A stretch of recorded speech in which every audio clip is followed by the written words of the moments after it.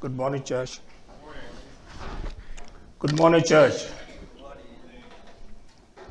We have been studying the book of Revelation, trying to unveil the message given to John for 7 churches in Asia Minor. These churches are churches just like ours. They have human beings like us. They have people like we have in our congregations. These were not special people that had special gifts or special talents. They had the same talent we have. They had the same understanding like us. And these churches are made out of people that trusted the Lord Jesus Christ. I want us to look at one or two things concerning these churches. As we study these about these congregations, I want to look at this. The book of Revelation is unveiling of God's truth. And the message to these congregations are real, are for us today. These congregations, like ours, were facing problems. And Jesus, after 65 years, he came back to strengthen his church. He told John on one occasion, when Peter asked, "What about this man? What will he do?" Jesus said to them, "If I want him to stay until I come back, what is that to you? Forget about him and just follow me. Do what I say and do what I want you to do. Forget about John." And the scene went around that John was going to remain alive until Christ come. He did. When he was to be fried in boiling oil, miraculously he escaped. At the end of the day, his fame astonished the Roman government. And so they arrested him because John was the last apostle that will remain alive.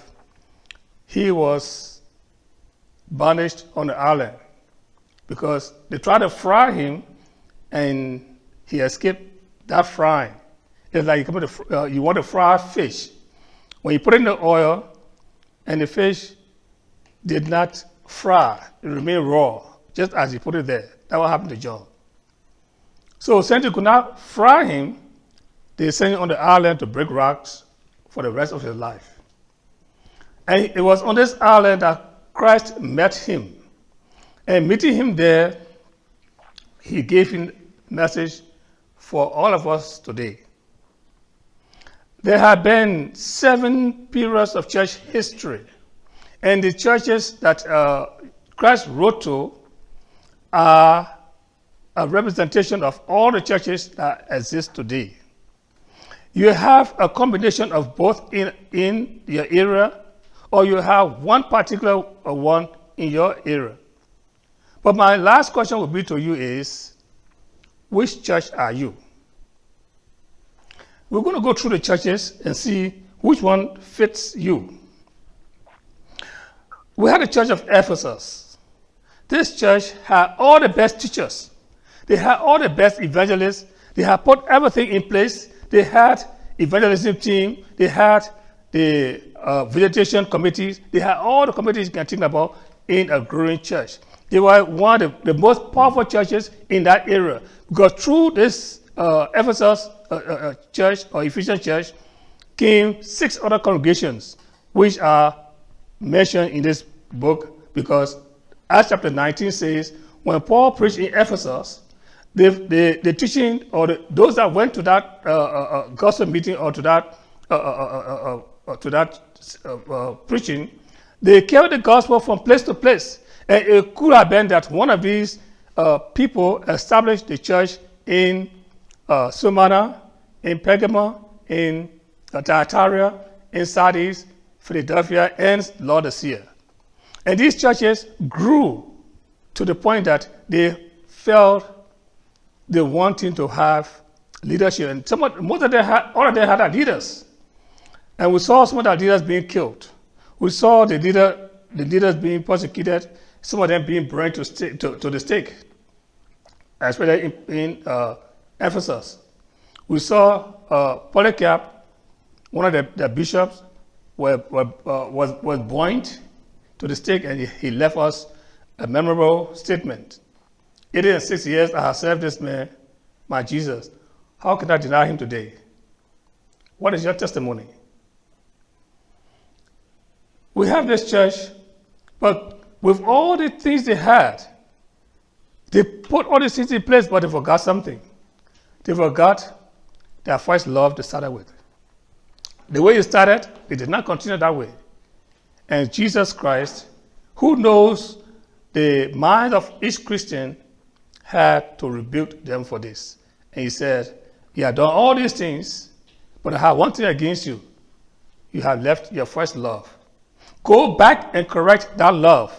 Otherwise, I'm going to remove your candlestick. I'm going to put your lamp off. That means he's not going to be part of me anymore. Then they had another church in Pergamum. And this church was holding fast to the things of God amidst the persecution that was going around them. But yet, they had to be rebuked for compromising with the word. They accepted the word to come in the church, and so the practices of the word came in the church, and they also participated in it. So Jesus rebuked them for that, for compromising with the word. Then they had a third church of Thyatira. And this church started on a good note. They were putting off with things that were worldly, and so Jesus also rebuked them for letting their doors open to worldliness, and so corrupted the church.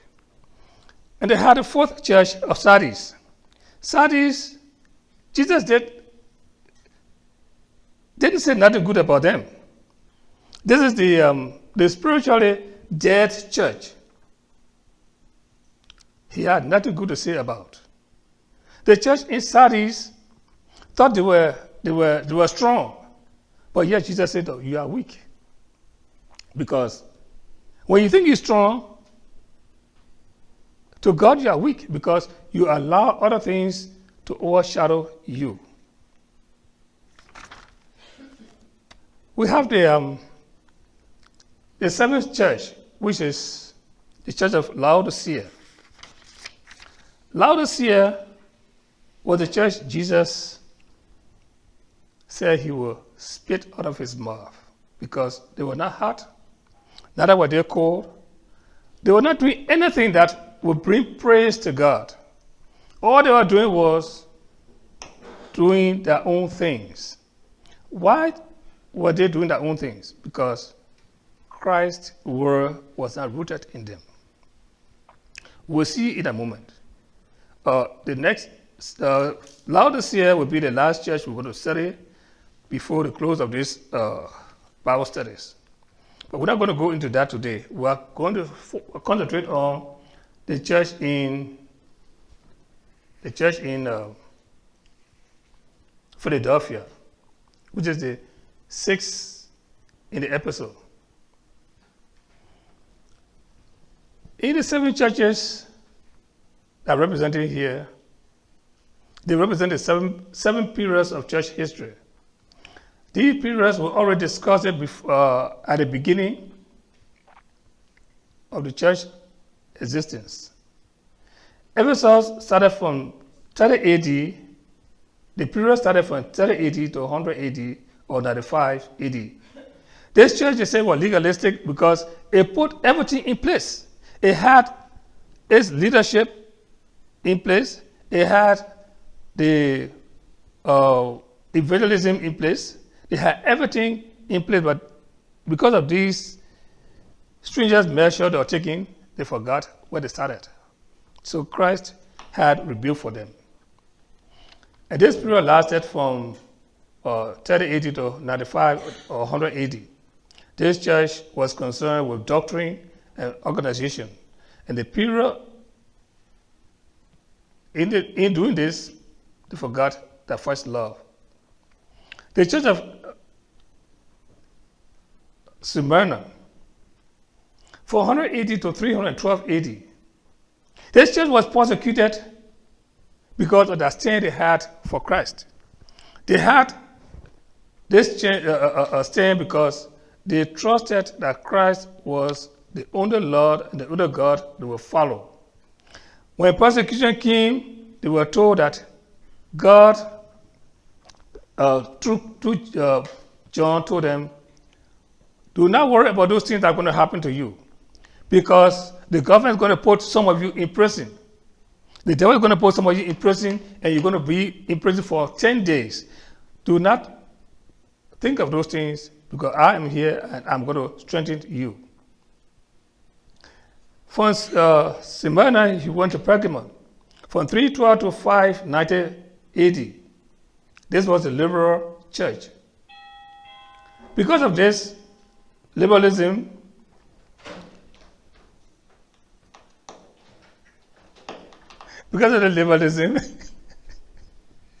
we see that Pergamon had this period of history where the Roman Empire, or the Roman Emperor Constantine, was converted to Christianity. And the only reason why he made himself part of the Christian organization was that he wanted his empire to stick together. And the only force he had to bring his empire together was the Christian religion, was Christianity. Because of this, he joined himself toward the church, and so he ordered that Christianity be the sole religion of his empire. For that reason, the people came together and thinking that he was their best man, so they joined him. But then in this period, it came the Roman Catholicism. They changed the leadership of the church and put the leadership of the Roman government in place. Where they had the emperor, in place of the emperor in the church, they put the pope. In place of the bishops, they put the snobs. They put the archbishop. They put all these things were just according to what the Roman government was tired of, the style of Roman government. And so this church became known to the church history called the liberal church. And their liberalism led them to be corrupt, to be worldly, and so they got married to the world. And in such marriage, the church will be corrupted by the state. They got married to the state, and the state corrupted the church. In Tartaria, from 590 AD to 1517, came the pagan practices in the church. They brought in the Babylonian practices and cults. This period also saw the Reformation in Europe. At this time, we see the church sending missionaries from country to country. This was the period when the Reformation started. They started sending missionaries in countries to evangelize. But this was not what God really, their evangelism did not please God, because in their evangelism, they had one aim. Whosoever went against them, they were persecuted, and some of them were executed, burned at the stake, and some of them were cast out of the church. If you heard Christ telling one of the churches that I will never brought your name out of my book. This is where this came from, because they will erase the person's name out of the book from the church registrar and say they were not, as though they were not part of the church. And so Jesus said to them, I will not do that to you. I will write your name in the Lamb Book of Life, and your name will never be blotted out.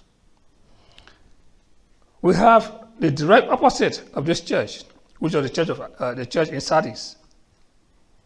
The church of Sardis brought in worldly practices and did a lot of damage to the religion. Then we had a church in Philadelphia. This was a alive church. This was a church that everybody wanted to be part of. Why? Because it was alive. This was a church Jesus had no condemnation about. So among the 7 churches, there were only 2 that stood for Christ. There was a church in Smyrna and the church in Philadelphia. These 2 churches, Christ had nothing bad to talk about. Let us look at the book of Revelation chapter 3. The book of Revelation chapter 3 has to do with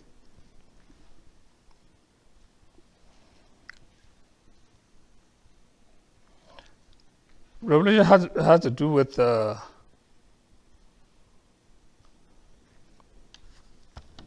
the angel or the divine messenger of the church of Philadelphia write, these are the words of the Holy One, the true one, he who has the key to the house of David, who opens and no one is able to close, and who shuts and no one is able to open, says this, I know your deeds.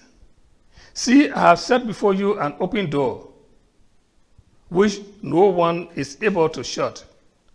For you have a little power, and have kept my word, and not renounced or denied my name.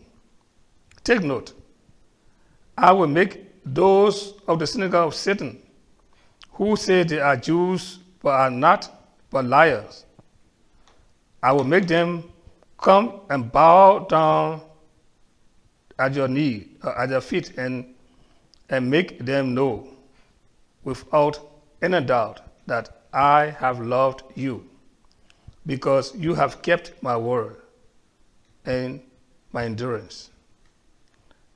My command to preserve, I will keep you safe from the hour of trial, that hour which is about to come on the whole world, to test those who live on the earth.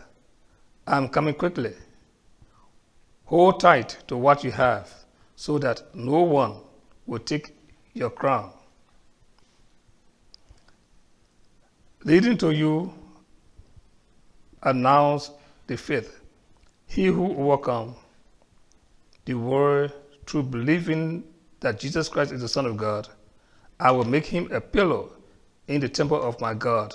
He will not suddenly, never be put out of it.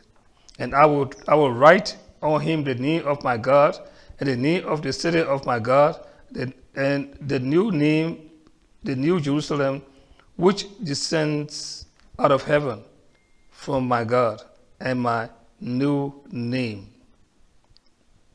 He that has an ear to hear, let him hear what the Spirit says to the churches. This was a message to the church in Philadelphia. Let us examine this message.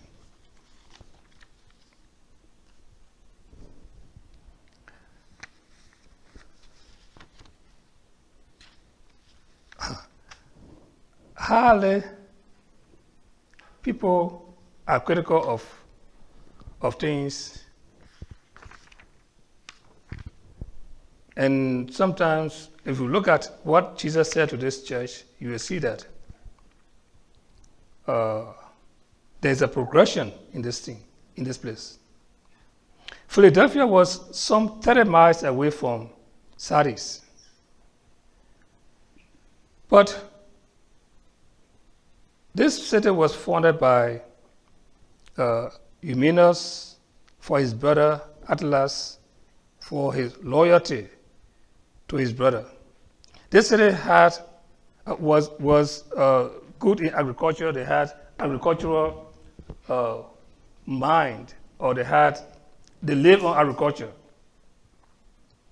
And because of this, they were assisted in their gardening by some volcanic ash that gave them something like fertilizer to bring their crops up. In 17 AD, a powerful earthquake struck this area and destroyed 12 cities, including Sardis and Philadelphia. The Roman government freed them for 5 years to rebuild a city. The bishop of Sardis, they call Antiochus, the bishop of Antioch, passed through Philadelphia on his way to Martyrdom in Rome. The Emperor Tiberius declared this place free from taxes because of the destruction that they went through. In 60 AD, Laodicea was also destroyed by earthquake.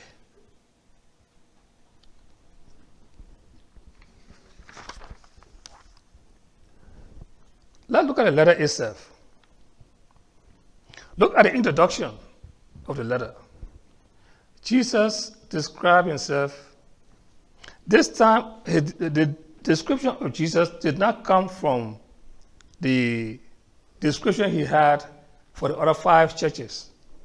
This description came from an Old Testament view of things.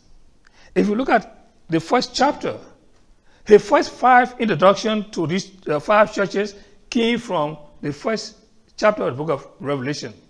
He described himself in different ways just from the first chapter of the book of Revelation. But in the 6th church, he described himself the Old Testament way. He used things that were labor for God in the Old Testament to labor himself. He was not like Paul, who, when he wrote a letter, he said, "This letter is from Paul, the apostle of Jesus Christ." Jesus did not say, "I am Jesus Christ who is writing you this letter." No, he did not say that. Paul always started his own letter with himself. But Jesus did not do that. He wanted them to know who he is and what he stands for and what he's able to do for them. And listen to what he said. He who is holy. If you look at the book of Isaiah chapter 6, verse number 3, there's a vision there of Christ being the Son of God. And this mention is not only that, but he's also called the Holy One, according to Psalm 16, verse number 10.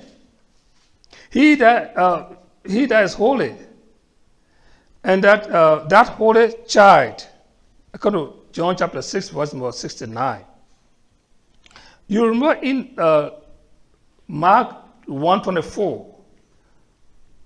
In Mark 1:24, the demon-possessed call him the Holy One of God. Why? Because this is what he is. The demon knows him by this name, the Holy One of God. You remember the demon in chapter 1, verse 22, 23, 24. Recognizing when Christ entered the temple, he asked Christ, "What have I to do with you? Did you come to destroy us? Have you come here to throw us out or to spot us? We have nothing to do with you. We know who you are. You are the Holy One of God." So if the demons could recognize him as the Holy One of God, how about you who say you're serving him? The demons knew him. And the next one is, who is true? He is a true one. Revelation chapter 6, verse 10. This is no other person than God himself. These all are the Old Testament way of calling God the Holy One. Number 3, the one who has the key of David, who will shout and no one will open, and who will open, no one will, or who will open, no one to shut. What do you do with keys? What a key in your house is used for? Look at your car key. What do you use it for? The car key tells you that you have authority over your car. The key tells you that you have authority over your house. You can put your key in your house door and open it. No one else will open it for you. No one has the authority to enter your house with your key except he's a rogue or a thief. And if you didn't give him that key, he cannot use it. So he has the key.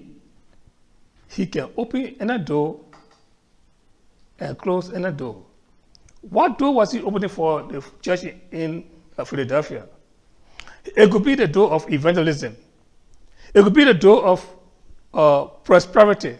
It could be the door of anything that was good to build up this church.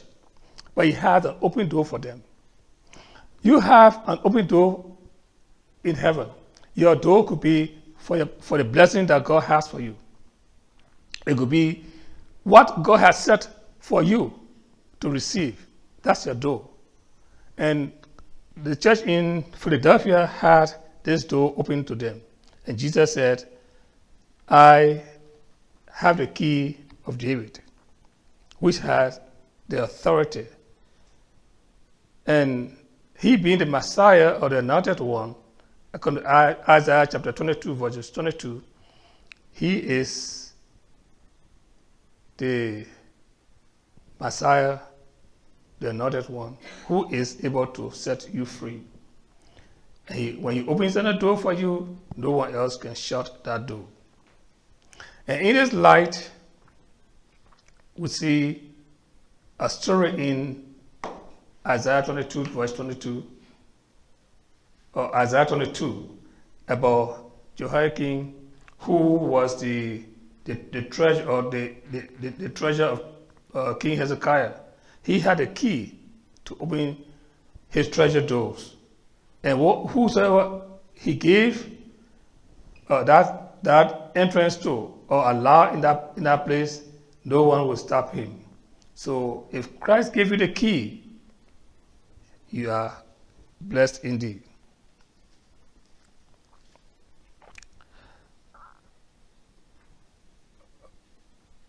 In the book of Revelation chapter 1, verse number 18, he has a key to death and Hades. In John 10:10, he said he is the door. And he said he has an abundant life. He gave you abundant life. He has the key to resurrection and life. According to John chapter 11, verses 25 and 26.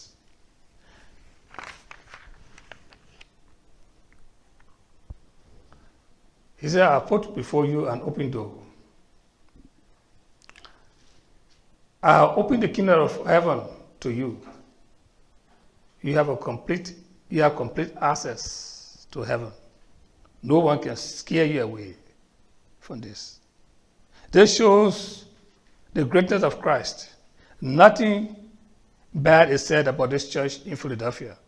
Nothing will stop this church from getting the blessing that God has for her. Let us then look at the churches again that existed in those days. It has a message for us today. There are churches in our midst today that have fought very hard, but were overpowered by the word, and so they were condemned by Christ. They fought error, heresy, and tried to stop evil, but died in the event because they were condemned by Christ for leaving their first love, like Ephesus. We see a church which have love and concern for the members, but were condemned for lack of knowledge, sound doctrine. We see churches that were allowing sin in its midst, like Pergamum. We see church that spiritually is alive, but physically it was killed. We see churches which were spiritually dead and or poor, but Jesus said, even though they are poor, but in their poverty, he will make them rich, or he called them rich, because of the mind they had for him.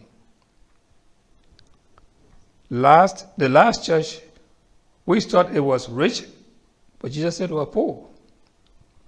Why did he say that? They were poor and destitute. We have seven churches, and 5 of them were condemned.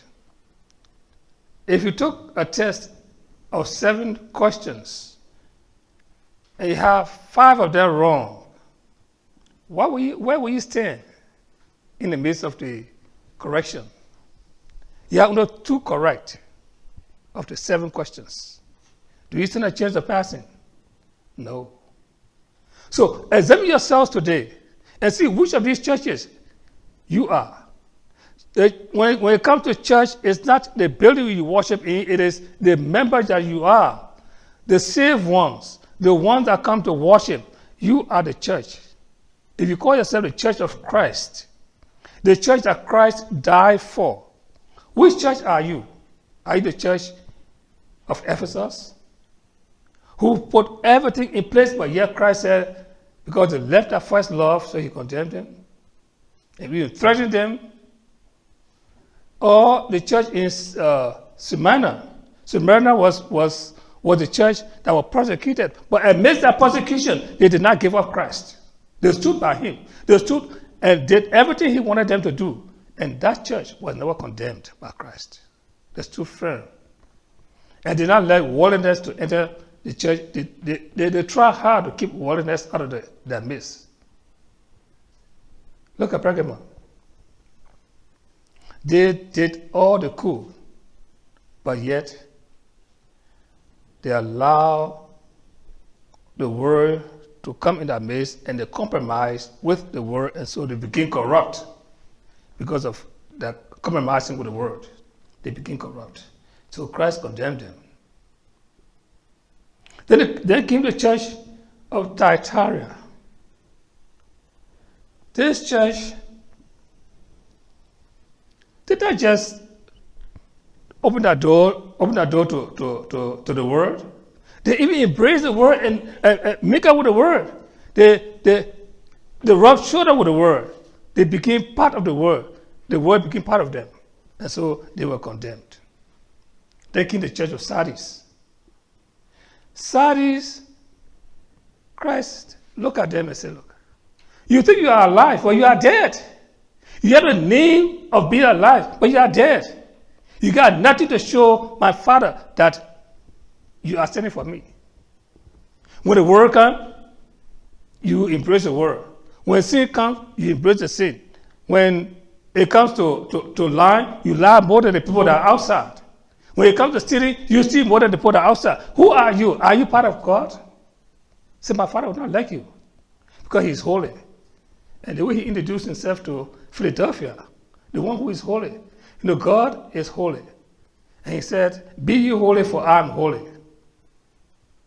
He will not allow sin to come in his midst. So, which church are you? Which way are you headed? If Christ should write you a letter today, what do you think you're going to put in that letter? Do you expect to receive a letter from Christ today?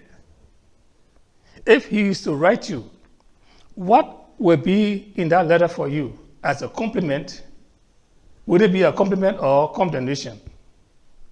Would it be an invitation to heaven or a departure to hell? Govern yourselves.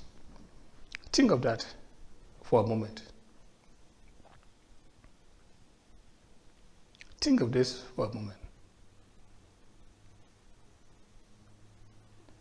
While you are thinking of this, I want you to do this with me.